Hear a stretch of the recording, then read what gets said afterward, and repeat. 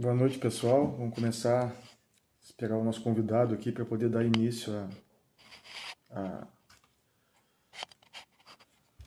à live de hoje.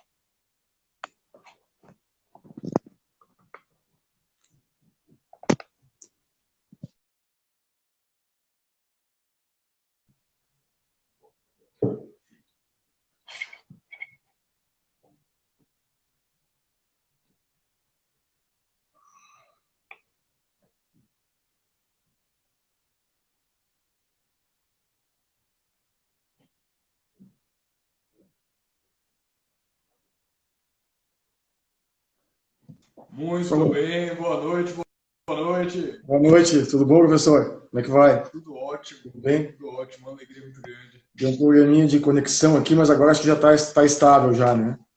Eu imagino. Perfeito, acho que está O senhor está me ouvindo bem conseguimos aí? aqui perfeitamente. Estamos no ar. Certo, ótimo. Vou só dar uma ajeitadinha aqui no aparelho. Então, o pessoal está começando a chegar aí, acho que vamos esperar um pouquinho só a gente dar início já à nossa conversa. São, Combinado. certo? Falta um minutinho aí. Enquanto isso, me permita, doutor, agradecer o convite, o gentil, generoso convite. Para mim é realmente uma alegria, um privilégio poder conversar com os amigos da advocacia de todo o país e especificamente de Gravataí, da maravilhosa Gravataí. Não fiquei muito tempo aí, passei rapidamente por Gravataí quando fui ao Rio Grande do Sul, já há alguns anos. Passei a lua de mel em Gramado e passei rapidamente lá por Gravataí, aprazível, maravilhosa, belíssima. Gravataí, para mim, é realmente um privilégio, uma alegria poder trocar ideias, discutir, aprender com os amigos da advocacia. Certo. Na verdade, nós que agradecemos, eu, em nome da diretoria, eu agradeço imensamente a sua disponibilidade em contribuir com a multiplicação de conhecimento, contribuir com a nossa subseção nessa ideia de qualificar cada vez mais os profissionais. E agradecer imensamente, é uma honra poder compartilhar com o professor e juiz do trabalho aí, alguns momentos aí de debates jurídicos de um tema tão interessante quanto é o fato do príncipe, principalmente no momento que vivemos nesse momento, né? Perfeito, Então, acho que o pessoal está chegando perfeito.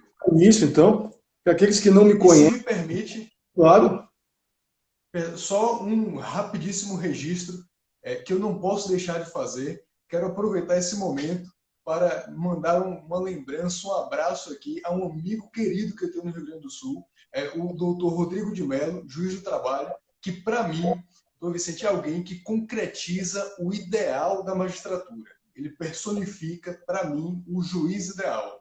Brilhante, muito preparado, competentíssimo, dedicado, laborioso, sério, honesto.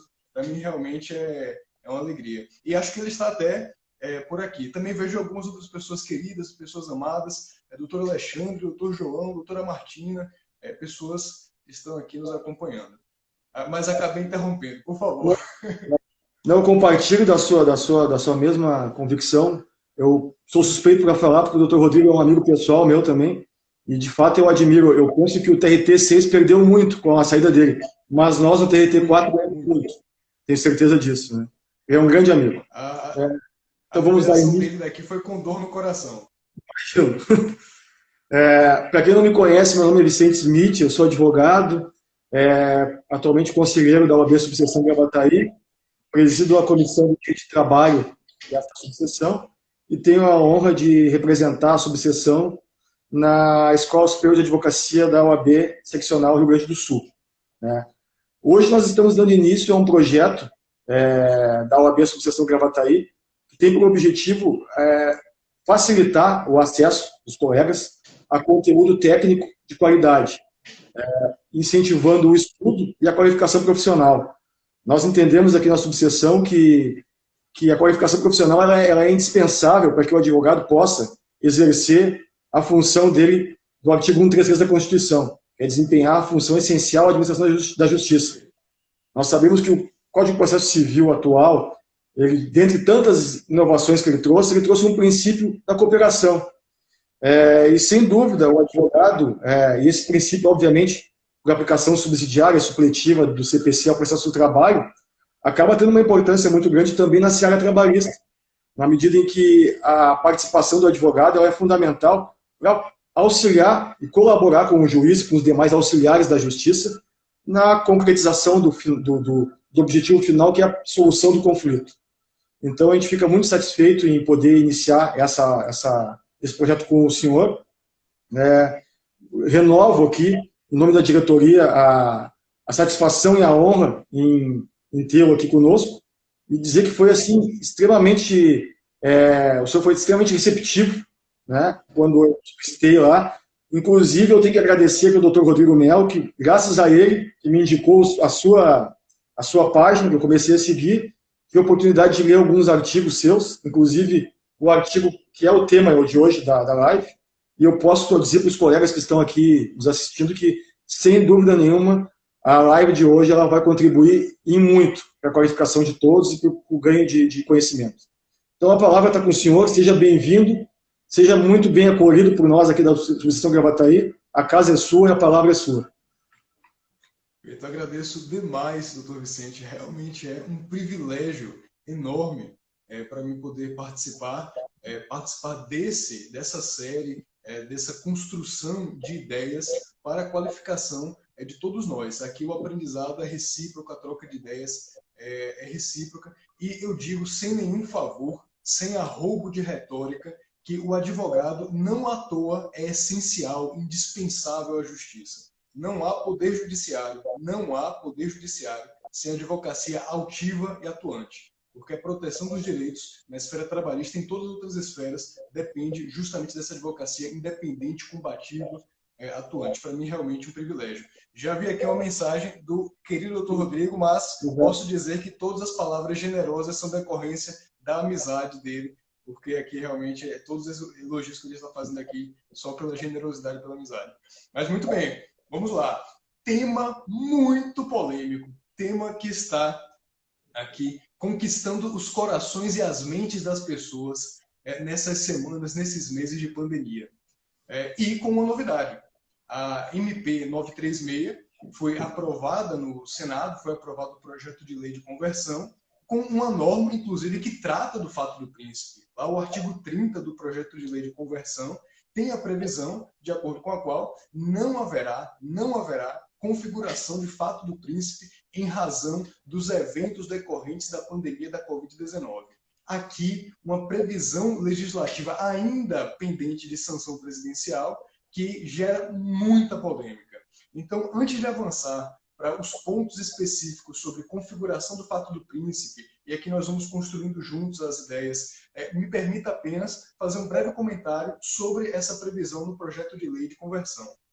Então, primeiro dado aqui, existe uma discussão muito interessante sobre a validade dessa previsão no artigo 30 do projeto de lei de conversão da medida provisória 936. Pelo seguinte motivo: na ADI 5127, o Supremo Tribunal Federal firmou o entendimento de que não é possível a inclusão de matéria não abarcada pela medida provisória em projeto de lei de conversão. A ideia é que aquilo que o Executivo não considerou relevante e urgente para fins de edição da medida provisória também não poderia constar do projeto de lei, porque isso suprimiria parte relevante do processo legislativo. Aqui a doutrina costuma falar de contrabando legislativo. Uma ideia talvez mais forte, mais pesada, mas a noção é essa mesmo. Chame-se de jabuti, como às vezes se chama, ou de contrabando legislativo, a ideia é essa. Então teremos aqui uma discussão importante, que é, afinal de contas, incluir uma disposição sobre o 486 da CLT nesse projeto de lei de conversão está dentro da temática mais ampla de medidas de proteção do trabalhador durante a pandemia ou não? Ou aqui ele transbordaria desse limite, já que a MP trata apenas de redução de jornada e salário e suspensão de contrato? Esse é o primeiro dado. Lembrando que o PL não foi ainda sancionado, então está pendente de sanção, está lá já na mesa do presidente da República. E a discussão também sobre se é possível que o poder público, no curso da pandemia, se exima da responsabilidade, que adote aqui uma norma casuística nesse dado. Existe um precedente em relação a isso. Um precedente lá da década de 50. Foi editada uma lei que trata justamente dos bingos e da configuração ou não de infração de contravenção penal, na época em que houve, durante curto período, liberação de casas de jogos, e havia ali a previsão legislativa de que não configuraria fato do príncipe, porque todo mundo já tinha a perspectiva de que era uma norma provisória.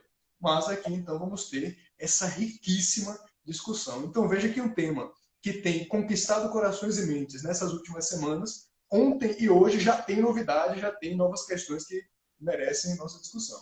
Verdade, verdade. Eu até tinha separado aqui justamente uma pergunta para ele fazer mais adiante, que era justamente envolvendo essa questão do contrabando legislativo e posicionamento do STF. Né? O senhor já acabou enfrentando esse tema. Acabei dando spoiler. É. Mas perfeito. Então, esse é o primeiro dado. Dito isso, e aqui já começamos então pela atualização, né, para que aqueles que nos acompanham, aqueles e aquelas que nos acompanham, e aqui eu mando um abraço a todos que estão conosco, possam já perceber que estamos na crista da onda em relação a essa temática. Estamos aqui discutindo um tema muito atual, muito relevante. Mas, afinal de contas, o que é o fato do príncipe? Essa é uma questão essencial que precisa ser enfrentada. A ideia de fato do príncipe não é oriunda do direito do trabalho. Nós, trabalhistas, importamos a teoria do fato do príncipe. Ela surgiu, foi construída no direito administrativo, com contornos próprios. A ideia de que seria o Estado, o ente público, no seu poder de império, interferindo num contrato mantido com o particular, de modo a causar um desequilíbrio nesse contrato. No campo trabalhista, a situação é um pouco diferente, porque, afinal de contas, não estamos falando de um contrato entre o ente público e um particular, mas, na verdade, um contrato de trabalho entre dois particulares, que seria, então, afetado por um ato do poder público que, no exercício do seu poder de império, impacta essa relação jurídica de emprego, tornando inviável, impossível a sua manutenção, a sua preservação. Então, no direito do trabalho, essa é a ideia que nós temos de fato do príncipe. Um ato de império, um ato do poder público, que gera uma consequência tão gravosa no campo daquela relação de direito material, a ponto de inviabilizar a sua continuidade, a ponto de não permitir que esse vínculo de emprego possa ser preservado. Então, esse é um dado importante. E aí, vamos aqui construindo. Se o doutor Vicente tiver alguma questão, deseja levantar algum ponto, traga na hora, interrompa, que a gente vai trazendo junto as ideias, e terei a maior alegria também de ouvi-lo e ouvir as posições do doutor. Para mim vai ser um privilégio, realmente. Aqui a gente constrói em parceria. O fato do príncipe no direito do trabalho tem uma previsão normativa no artigo 486 da CLT. O artigo 486 da CLT é aquele que consagra a ideia de fato do príncipe na seara trabalhista. Um artigo interessantíssimo, porque ele vem da redação original da CLT. A CLT já nasceu com o 486, caput. Meses depois do início da vigência, na verdade, um mês depois do início da vigência da CLT, houve a inclusão de parágrafos, aqueles parágrafos que estão lá. E no início da década de 50, houve uma pequena alteração, tanto no caput, para incluir a paralisação temporária, quanto nos parágrafos, questões ali procedimentais. Então, é um dispositivo muito antigo. E aqui não vai nenhuma crítica, mas apenas uma ponderação ao processo legislativo. A reforma trabalhista veio com o mote de modernizar as relações de trabalho e deixou, infelizmente, muitos dos artigos arcaicos da CLT sem qualquer atualização. Esse é um exemplo excelente, que não há realmente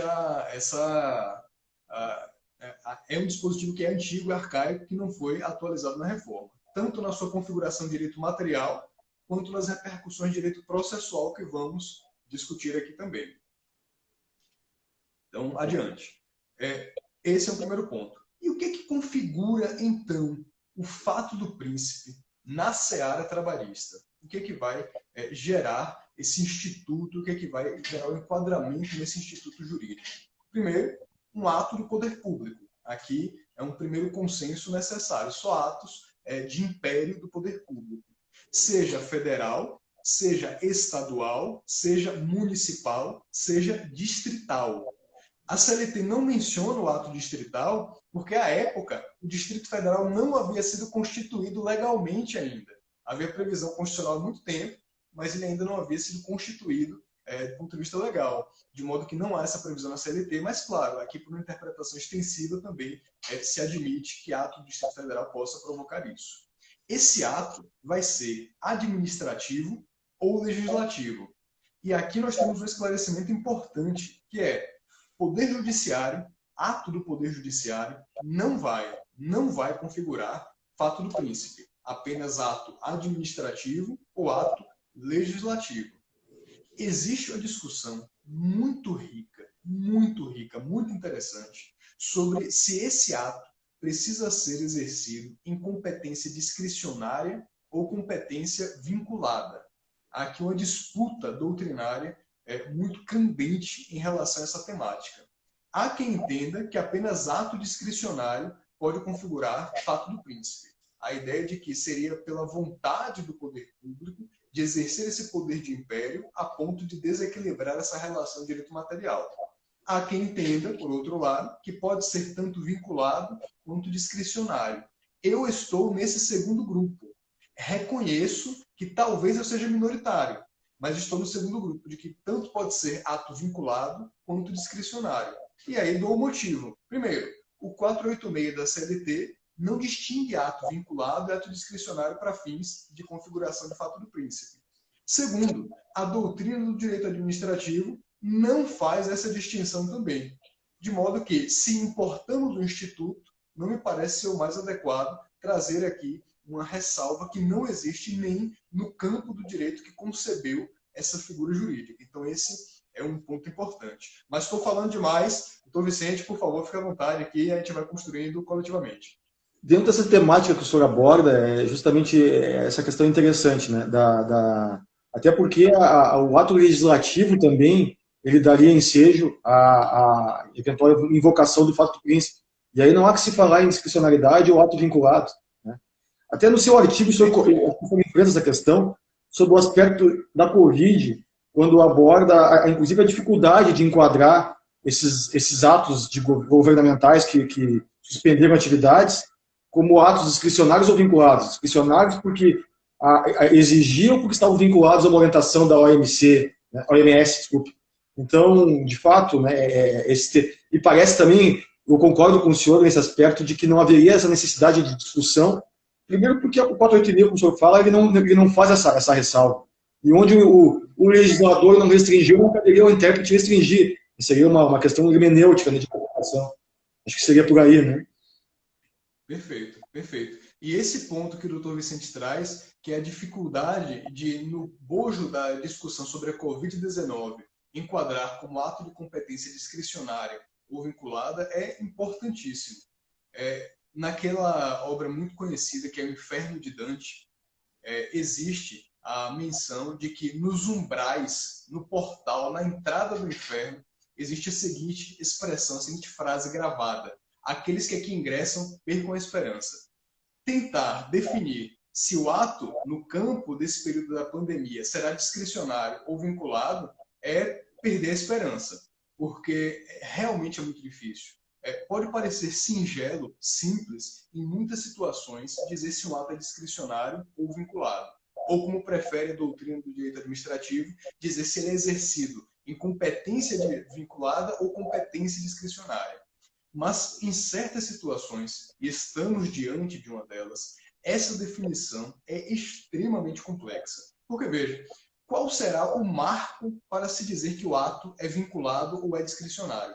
Vai ser quando a OMS declarou que é uma pandemia, que estamos aqui diante de uma situação global de risco à população, vai ser no primeiro caso no Brasil, no primeiro caso no Estado, no primeiro caso na cidade, e como trabalhar com a questão da identificação tardia e da subnotificação em relação a isso. Como é que funciona?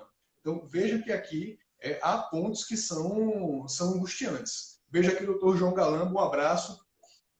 Há pontos aqui que são realmente angustiantes nessa configuração, nessa categorização jurídica. Certo. E aí, se desejar qualquer ponto, fique à vontade, a gente vai aqui construir. Pode prosseguir, professor. Pode prosseguir. Então, outro dado importante que conversa, que dialoga com essa questão do ato discricionário ou vinculado, e eu tenho ouvido muito essa argumentação, respeito, mas não me parece a melhor possível, é a seguinte. Ora, estamos diante de um ato do poder público que é praticado visando ao benefício da sociedade como um todo, a proteção da sociedade como um todo. Sendo assim, não poderia o poder público ser responsabilizado nessa circunstância. Entendo o argumento, compreendo, mas não me parece o melhor com o devido respeito. Por quê? Primeiro, porque todo ato do poder público, presumidamente, é destinado à realização do interesse público, seja primário, seja secundário. Então, esse é um dado. Ainda que ele vá gerar um benefício direto, imediato, apenas a uma pequena população, a um pequeno grupo de pessoas, ainda assim ele é praticado visando ao interesse público. De modo que me parece que essa distinção não encontra amparo nem no 486, nem na doutrina também do direito administrativo em relação a esse ponto. Mas precisamos aqui de algo que qualifique esse ato estatal, algo que demonstre a sua gravidade, a sua força, a sua pujança, que é o fato do príncipe no direito do trabalho, que vai gerar a incidência do artigo 486 da CLT, é aquele que importa na extinção do vínculo de emprego. Porque houve uma paralisação definitiva da empresa, total, plena, absoluta, a empresa fechou, ou porque houve uma paralisação temporária, mas durante tempo suficiente a tornar inviável a manutenção do vínculo de emprego. E é isso aqui um dos pontos de distinção em relação ao 502 da CLT, que trata da força maior, porque lá é necessário que haja extinção da empresa ou do estabelecimento. No fato do príncipe, no 486, não necessariamente. Temos aqui tanto uma paralisação temporária quanto uma paralisação definitiva.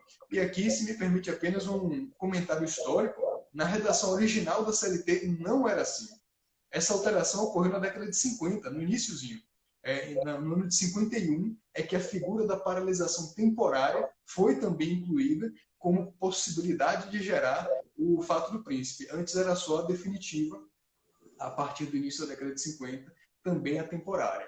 E aqui é importante destacar um dado, que estamos diante de uma paralisação temporária, mas que dure um período a ponto de tornar inviável manter o vínculo de emprego.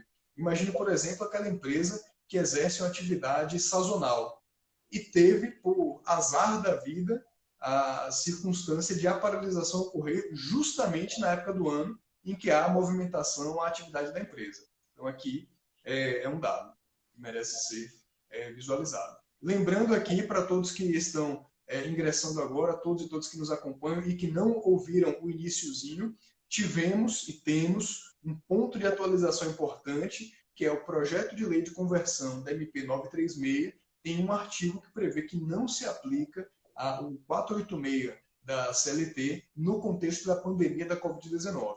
E aqui eu e o doutor Vicente já discutimos questões referentes à inconstitucionalidade formal, uma discussão interessante, a ideia de contrabando legislativo, inclusão de matéria não prevista na medida provisória, e a possibilidade de o poder público evadir-se de sua responsabilidade editando um ato no curso, no meio desse grande apocalipse que estamos vivenciando.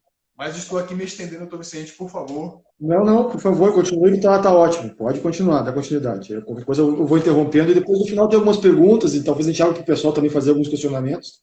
Né?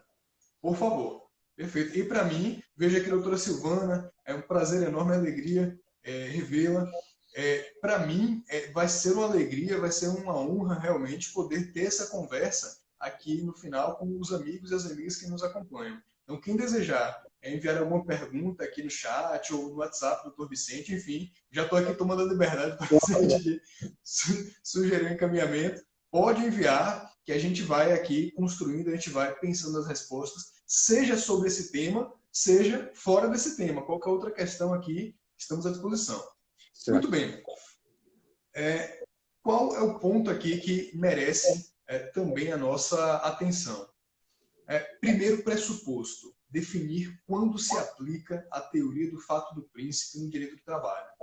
Acho que conseguimos aqui construir um consenso razoável, que tem que ser um ato do poder público, administrativo ou legislativo, não pode ser do poder judiciário, federal, estadual, distrital ou municipal, que gere paralisação temporária ou definitiva da atividade e que tenha uma gravidade tal a ponto de inviabilizar a continuidade daquele ou daqueles vínculos de emprego. Então, preenchidos esses pressupostos, é que haverá aqui a possibilidade de configuração da teoria do fato do príncipe no campo do direito do trabalho. E aí avançamos para o ponto seguinte. Ok, se estiver configurada a teoria do fato do príncipe, se for o caso de aplicação do 486 da CLT, qual é a consequência jurídica disso? Qual é o efeito jurídico disso? Aqui, mais uma vez, eu preciso registrar. Falhou a reforma trabalhista ao não atualizar o dispositivo.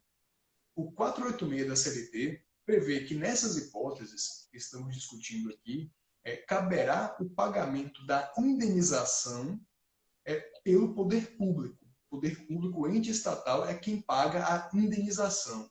O que nos leva à angustiante indagação. Pelo amor de Deus, que indenização é essa? São todas as verbas indenizatórias no contexto da extinção do vínculo de emprego? São todas as verbas rescisórias de forma geral? É o saldo de salário, as horas extras desse período de paralisação, que houve hora extra no caso não, né? Mas o saldo de salário nesse período de paralisação que houve, que o trabalhador está à disposição do empregador para ser convocado, para prestar serviços, afinal de contas, qual é essa indenização aqui?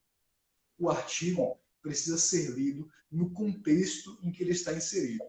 Ele está previsto no bojo da regulamentação da extinção do contrato na CLT. Quando a CLT fala ali de indenização, ela se refere àquela indenização que estava prevista nos artigos 477 e 478 da CLT.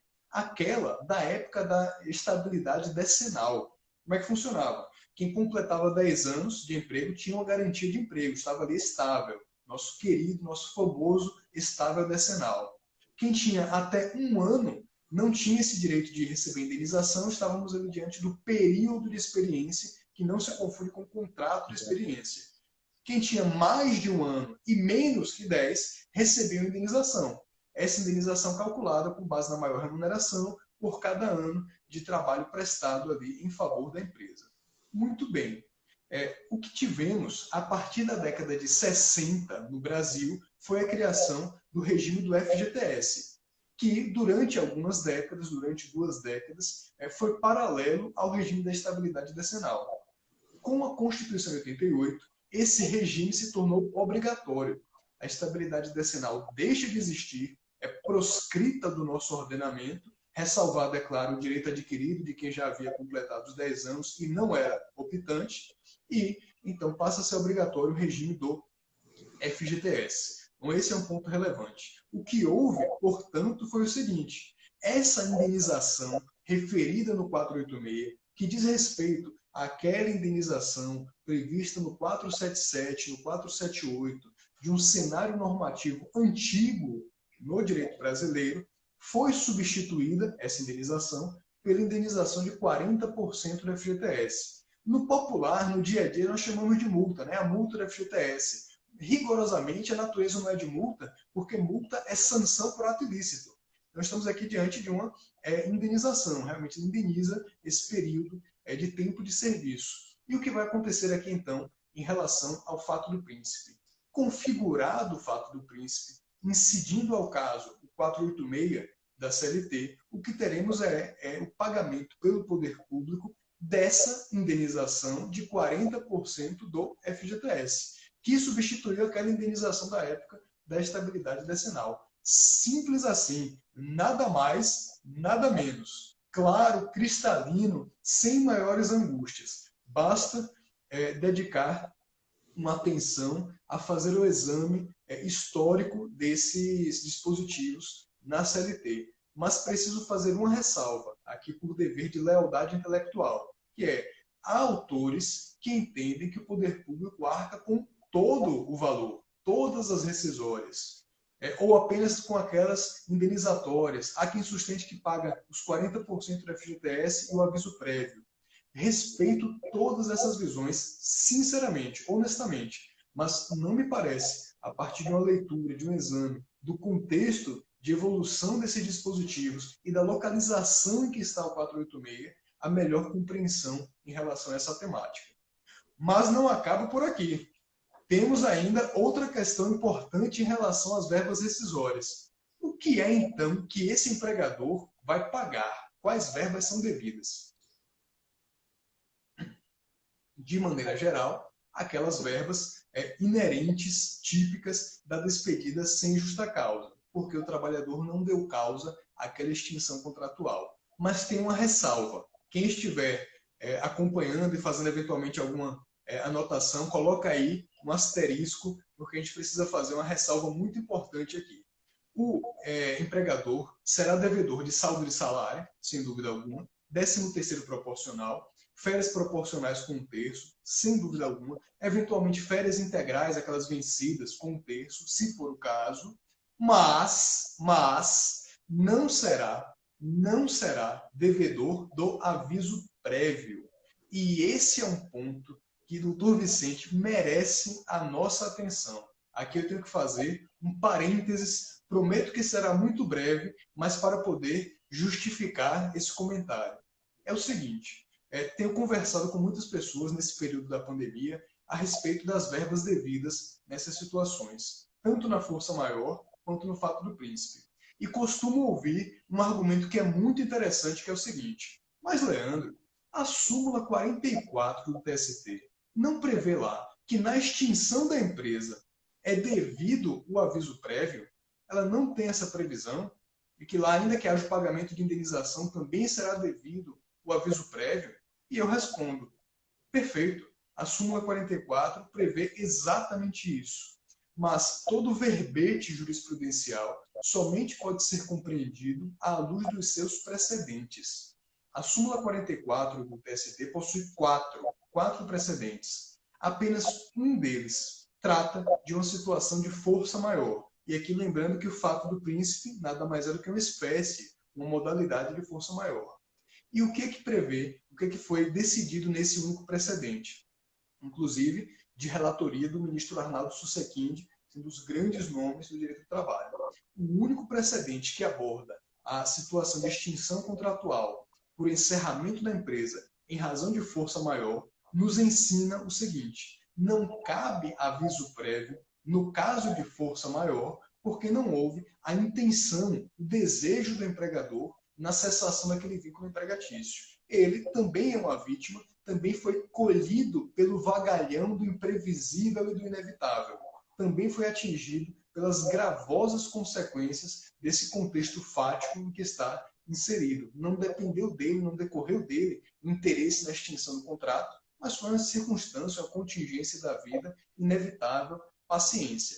Então, esse é um ponto que merece nossa atenção. A súmula 44, assim como todas as súmulas, todas as orientações jurisprudenciais, precisa ser compreendida à luz dos seus precedentes. O único precedente da 44 que trata de força maior, e aí lembrando, o fato do príncipe é uma espécie de força maior, nos diz que não cabe aviso prévio no caso de extinção da empresa por motivo de força maior. É uma daquelas situações em que a redação da súmula diz uma coisa, mas quando vamos analisar os precedentes, ela é muito mais rica do que aquela previsão que está apenas no verbete, apenas no enunciado. Diante disso, então, a lógica que se aplica é a mesma. Aviso prévio não será devido, súmula 44 tem que ser interpretada à luz dos precedentes que ensejaram a sua edição. E aí, se me permite só fazer esse resumo, a revisão, que ocorreu o fato do príncipe. Quais são as verbas devidas? Saldo de salário, 13º proporcional, férias com 1/3, férias proporcionais com 1/3, férias integrais com 1/3. Se for o caso, se houver férias vencidas ali, não será devido aviso prévio, e quem paga a indenização de 40% do FGTS não é o empregador, mas sim o poder público, o ente público. Ele é o responsável por esse pagamento. Existe uma questão processual interessante aqui, que podemos conversar um pouco mais adiante, que a solução, do ponto de vista processual, que me parece a mais adequada quem paga de imediato é o empregador, normalmente no bojo da reclamação trabalhista, e vai exercer direito de regresso em face do poder público. Mas daqui a pouquinho a gente conversa, a gente discute esse ponto que é muito rico, é muito importante. E até, professor, dentro dessa ideia do aviso prévio, o próprio artigo 487 da CLT, ele estabelece como requisito para o direito a essa verba trabalhista o ato volitivo. Me parece que nessa situação não haveria justamente o ato volitivo, porque foi uma situação sui generis, decorrente de uma força maior, do fato do príncipe, que conduziu inevitavelmente à ruptura do contrato. Né? Perfeito. Preciso, exato. Eu gostaria que o senhor, dentro dessa ótica, o senhor pudesse enfrentar a questão do seguro-desemprego, que também é uma questão bem polêmica com relação à ruptura pelo fato do príncipe. Né? Perfeito. Então, falemos do FGTS e do seguro-desemprego. Vamos lá. Houve, num primeiro momento, uma resistência muito grande da Caixa Econômica para a liberação do FGTS. Houve também uma dificuldade muito grande dos trabalhadores na habilitação perante o programa do seguro-desemprego. Essa é uma situação que se demanda realmente nosso sentimento de solidariedade, de preocupação em relação a essas pessoas que ficaram alijadas da percepção desses benefícios, desses direitos, em um contexto tão difícil, tão dramático. A Caixa Econômica, para dar uma ideia, na normatização interna dela, estava exigindo sentença trabalhista transitada em julgado para liberar os depósitos do FGTS. Argumentava a Caixa, e aqui os empregados técnicos da Caixa recebam meu abraço, meus cumprimentos, não é culpa desses trabalhadores também, é uma decorrência da situação normativa dentro da própria Caixa, o servidor, o empregado público segue as ordens que estão ali na normatização, mas realmente a situação não era a adequada. Por quê? Argumentava a Caixa que a Lei 8.036 exigia sentença judicial transitada em julgado para a liberação do FGTS, dos depósitos do FGTS, no caso de extinção do contrato por força maior. E também aqui como uma consequência por fato do príncipe. Só que a lei do FGTS não exige isso. Se formos analisar o artigo 18 e o artigo 20 da Lei 8.036, vamos constatar o seguinte: quando a lei fala de sentença judicial transitada em julgado, ela se refere à situação de o empregador fazer o pagamento da indenização de 20% no caso de força maior, seguindo a previsão do 502 da CLT. Mas lá no artigo 20, que é o que trata das hipóteses de liberação dos depósitos do FGTS, não se exige sentença judicial transitada em julgado. A Caixa estava aplicando esse requisito para ambas as situações, quando não era cabível. Isso gerou uma insatisfação, uma insurgência enorme. Houve crítica doutrinária muito forte, muito severa, em redes sociais, em mídias. A Caixa Econômica acabou alterando essa normatização para sustentar ali, de acordo agora sim com a lei, que não era necessário haver sentença judicial transitada em julgado para a liberação dos depósitos do FGTS. E aí, veja que situação delicada, que pensando aqui em teoria geral do direito, introdução ao estudo do direito, nos remete àquela ideia de antinomia imprópria. O governo federal, não de agora, mas já desde gestões anteriores, vem liberando com muita facilidade os depósitos do FGTS. Várias medidas provisórias, várias leis autorizando essa liberação. Justo numa situação de pandemia, num contexto caótico, beirando o apocalíptico, é que houve essa resistência por parte da Caixa. Aqui é realmente uma situação dramática. Em relação ao seguro-desemprego, foi muito parecido o que ocorreu. Também havia essa dificuldade, porque tanto a lei do seguro-desemprego quanto a normatização interna, o ato interno, contemplavam o pagamento do seguro-desemprego apenas no caso de despedida sem justa causa. E o ato interno também trazia a hipótese de rescisão indireta, o ato administrativo. Muito bem, mas não falava de força maior. O que levou a administração a entender que, bom, se não fala de força maior, não é cabível liberar o seguro-desemprego, habilitar perante o seguro-desemprego, nesse caso aqui. Ocorre que a Constituição é inequívoca. O seguro-desemprego é cabível em todas as hipóteses de desemprego involuntário. A extinção do contrato de trabalho, no caso de força maior e de fato do príncipe, não decorre de vontade do trabalhador, nem do empregador, diga-se de passagem. Mas o que interessa para fins do seguro-desemprego é trabalhador. Não decorre essa extinção de um ato de vontade do trabalhador, mas sim de uma contingência da vida, de uma circunstância que importa, impõe essa situação. Por conta disso, devidos tanto à liberação do FGTS, quanto à habilitação perante o programa do seguro-desemprego, sem dúvida alguma. Mas isso gerou, doutor Vicente, como o doutor acompanhou, uma discussão, uma dificuldade tremenda. Com certeza, com certeza. E aí, se desejar, podemos avançar para as questões processuais também aqui. Falar isso, que a questão processual é bem interessante, até pela divergência que tem doutrinária com relação ao enquadramento do Instituto, né?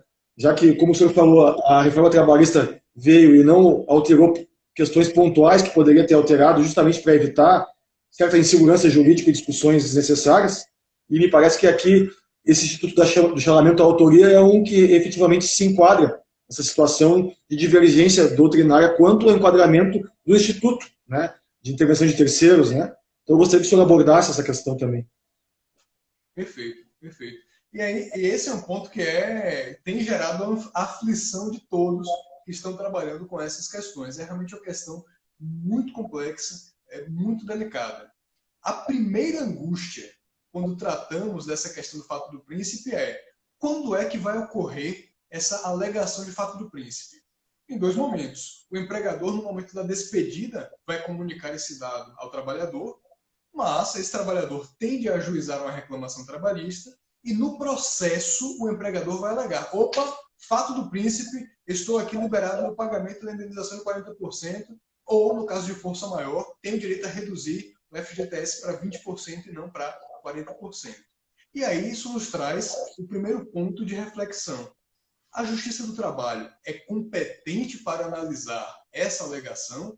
Esse é o primeiro dado que realmente aqui nos aflige, nos angustia. Eu preciso fazer uma confissão. Eu estou entre aqueles que defendem a competência da Justiça do Trabalho quase que a qualquer custo. Na minha ótica, a competência penal deveria ser nossa, deveríamos ter vara trabalhista criminal para situações de crimes relacionados a infrações trabalhistas, descumprimento da legislação trabalhista e especialmente trabalho escravo. A competência para servidores deveria ser nossa. Sei que a de 3395 teve seu julgamento concluído há poucos dias, mas registro aqui minha respeitosa ressalva pessoal, porque quem tem melhor condição de analisar o contexto do mundo do trabalho em suas mais diversas manifestações é a Justiça do Trabalho, que são aqueles especialistas. É tanto a advocacia trabalhista, que é tarimbada, experimentada no trato dessas questões, quanto os juízes trabalhistas e o Ministério Público do Trabalho. Mas, infelizmente, não é isso que foi reconhecido pelo Supremo. Verdade. De minha parte... Eu concordo com o senhor, e inclusive na questão previdenciária, a gente vê uma grande dificuldade justamente por essa divisão.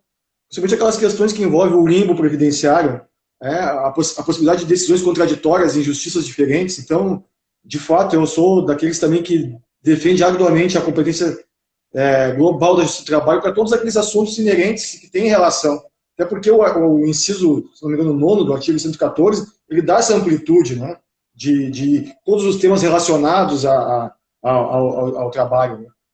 Então, concordo sim, com certeza. Perfeito. E esse é o ponto que me parece essencial. No ponto da competência previdenciária, o doutor Vicente trouxe aqui, tocou o aspecto perfeitamente que viola, inclusive, o princípio da unidade de jurisdição. Exato. Gera a possibilidade de decisões contraditórias, é realmente angustiante. Eu tenho a alegria de fazer parte da Comissão de Prerrogativas da ANAMATRA, e também sou diretor de prerrogativas aqui na sexta região. A ANAMATRA apresentou uma minuta de projeto de lei lá na Câmara dos Deputados, por meio de um deputado, se não me falha a memória, foi o próprio Túlio Gadelha que encampou essa ideia, para trazer essa competência para nós, a competência previdenciária, justamente por conta desse tipo de situação. De minha parte, se os trabalhadores se conheceram, se um casal se conheceu no local de trabalho e deseja divorciar, até o divórcio a gente deveria fazer. Brincadeira. Mas tirando essas situações, tocou o mundo do trabalho, deveria vir para nós, da Justiça do Trabalho. Muito bem. Eu preciso fazer aqui esse disclaimer, esse esclarecimento, justamente por conta disso, para poder contextualizar o meu lugar de fala. Obviamente, eu defendo que a competência é nossa para apreciar a situação do 486 da CLT. Especialmente, e aqui me parece que é inequívoco, depois da emenda 45 de 2004. Então, aqui é plenamente possível que haja a inclusão dessa matéria no bojo, no campo das competências da Justiça do Trabalho. Plenamente possível, para mim, é uma situação típica de competência nossa. Mas o 486 determina a remessa dos autos para a Justiça Comum, estadual ou federal, de acordo com o ato de poder público que gerou aquela situação. A hipótese me parece estar completamente desassociada da realidade constitucional atual. Na minha ótica, competência da Justiça do Trabalho. E, afinal de contas, esse ingresso do poder público, seja federal, estadual, municipal ou distrital, vai ocorrer por meio de qual tipo de intervenção de terceiros? Aqui, o doutor Vicente contextualizou a questão de maneira perfeita. O que é esse chamamento à autoria que está previsto ali? A doutrina se divide em relação a isso. Há autores que sustentam que o chamamento à autoria seria uma modalidade de intervenção de terceiros própria do processo do trabalho para essa situação do 486 e que o poder público teria responsabilidade direta e exclusiva pelo pagamento dessa verba. Há, por outro lado, quem sustente que essa intervenção de terceiros, na verdade, nada mais é do que a nossa conhecida denunciação da lide, e que, sendo denunciação da lide, envolve um direito de regresso e que, portanto, o empregador faria o pagamento, mas teria direito de regresso em face do poder público que praticou aquele ato. Eu estou nessa segunda corrente e explico o motivo. Vamos lá. Por que o chamamento à autoria apareceu lá no artigo 486 da CLT? Aqui precisamos contextualizar. Na época da edição da CLT, o CPC que vigorava no Brasil era o CPC de 39. No CPC de 39, existia a figura do chamamento à autoria.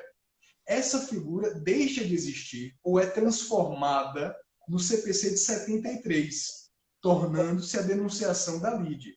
Mas aqui há um ponto que é ainda mais interessante, há uma curiosidade histórica muito interessante. O chamamento à autoria é uma figura processual com a qual o Brasil conviveu durante muito tempo.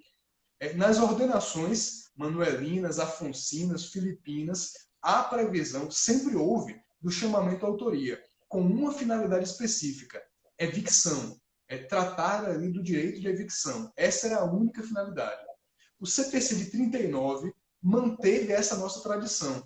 Então, o chamamento à autoria era um instituto vinculado apenas à evicção, que é algo que não cabe no direito do trabalho. Diante disso, a doutrina processual trabalhista dizia, ora, é um instituto próprio nosso, esse do 486, porque o chamamento à autoria no CPC de 39 não se destina a direito de regresso, ele se destina apenas à evicção, que não é matéria trabalhista. Logo, o instituto seria específico, atípico, particular do direito do trabalho. Compreendo essa linha argumentativa, mas me parece que ela não reflete a melhor perspectiva sobre o tema. Por quê? Porque há um dado histórico muito curioso aqui. Essa tradição do chamamento à autoria foi rompida no sistema português, de onde vieram essas ordenações, no primeiro CPC de Portugal.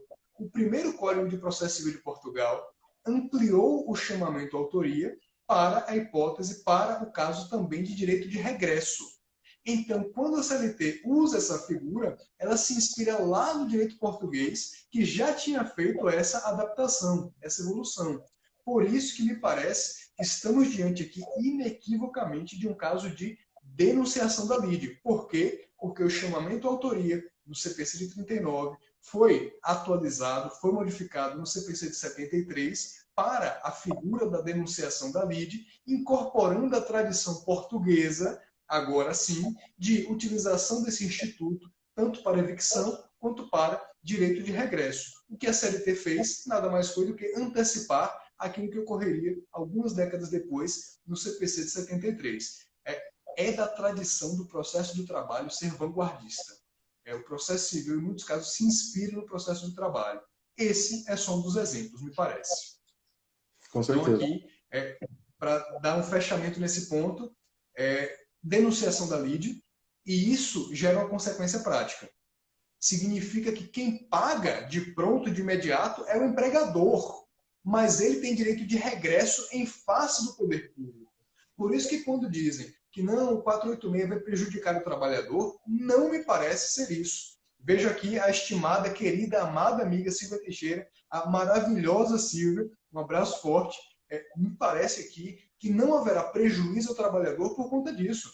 Porque quem paga no primeiro ponto, no primeiro momento, é o empregador, que vai exercer esse direito de regresso em face do poder público, seja no próprio processo, seja por meio de ação autônoma, uma vez que a denunciação da lide não é obrigatória. Me parece que com isso a gente consegue dar o fechamento nesse ponto. Certo. Perfeito. Com relação a essa questão, surge uma dúvida de natureza processual aí, no desdobramento.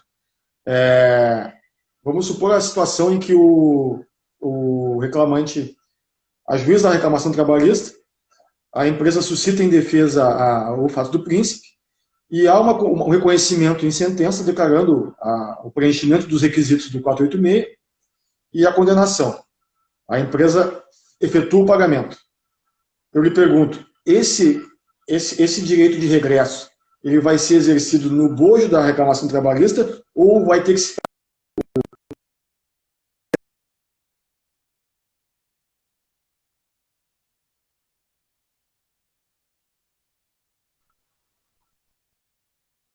Perfeito. É uma excelente pergunta e isso tem sido muito debatido, muito discutido.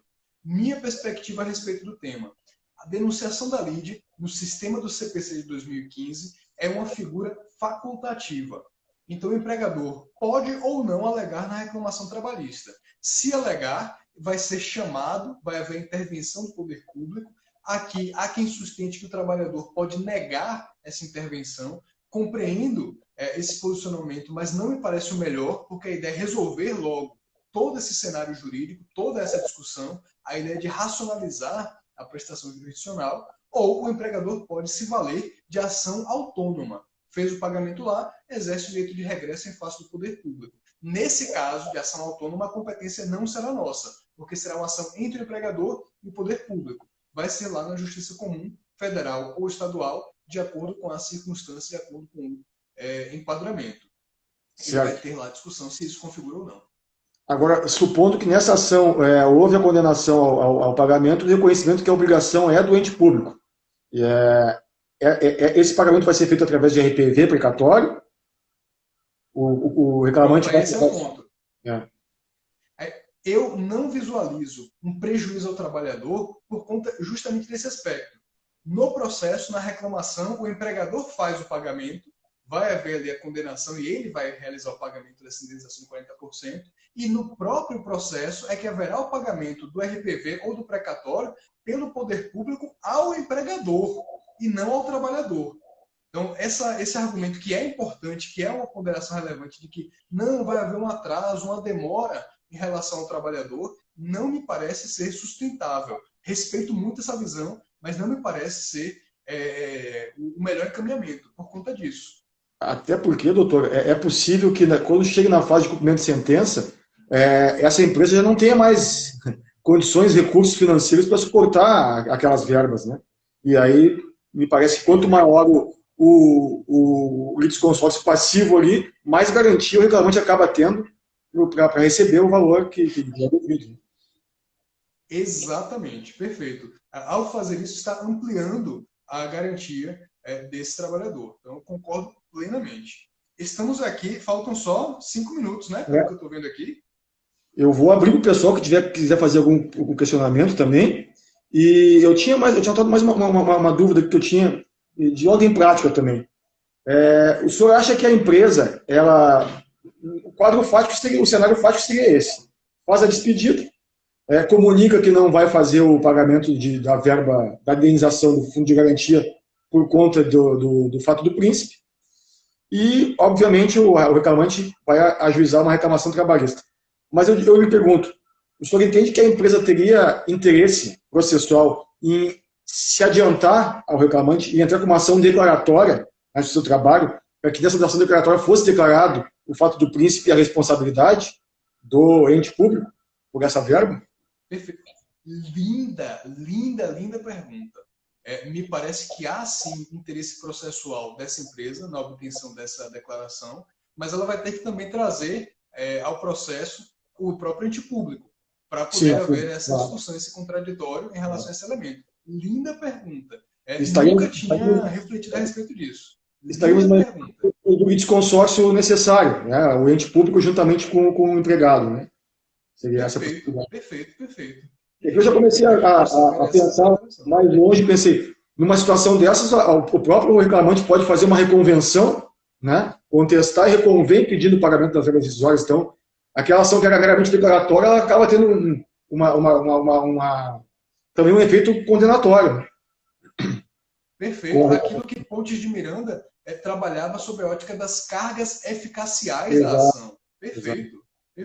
E aí o empregador, se adotar essa estratégia, se coloca em risco. Ele está ali submetido ao risco de receber uma reconvenção em que haja postulações de natureza condenatória. Perfeito, excelente. Uma outra pergunta que eu tenho, vou abusar do seu conhecimento aqui. É um prazer, uma alegria. Com relação à indenização do artigo 477 da CLT. Essa verba, ela vai incidir ou não vai incidir? Vai incidir. E aqui a discussão perfeita, que é, se esse empregador se valeu de uma situação de alegação de fato do príncipe que não corresponde à realidade, o 477 vai incidir. O TST editou recentemente súmula indicando que o 477 só não incide se é o trabalhador que dá causa ao não pagamento. Então, perfeito. Haverá sim aqui a incidência da multa do 477 se for afastada a tese do fato do príncipe. Perfeito. Se desejar, doutor Vicente, nós podemos até, veja como fica melhor para o doutor, encerrar essa e abrir outra na sequência, se desejar, estou à disposição. Claro, o senhor diz uma outra live? Já na sequência, se desejar. Porque eu acho que essa aqui já vai cair. Sim. Eu não sei como o pessoal está fazendo perguntas aqui agora, mas uma foi justamente com relação à multa do 477, que eu havia perguntado. E não teria mais. Eu gostaria pelo seguinte. Eu gostaria muito que pudéssemos fazer uma nova live dentro da sua disponibilidade, porque eu tenho certeza que os colegas todos tiveram um ganho de conhecimento incrível hoje. Foi uma verdadeira aula aqui de direito material e processual, e eu tenho certeza que contribuiu muito para a atividade de todos aqui, tenho certeza. Então eu já faço um convite para que o senhor possa retornar aqui ao nosso canal e nos brindar com essa multiplicação de conhecimento. Eu que agradeço, doutor Vicente. Para mim é uma alegria muito grande poder aqui trocar ideias, conversar, discutir esse ponto da ação declaratória que o doutor Vicente trouxe, os outros aspectos que o doutor Vicente levantou, enriqueceu aqui. Para mim é um aprendizado, algo muito importante, algo muito gratificante. E agradeço demais o convite, e é óbvio que eu aceito. Para mim vai ser um presente poder conversar com os amigos da advocacia aí da maravilhosa Gravataí. Certo. Está quase terminando nosso tempo. Eu quero agradecer mais uma vez a sua presença. E depois nós conversamos no privado para combinar a próxima live, que eu tenho certeza que vai ser de muito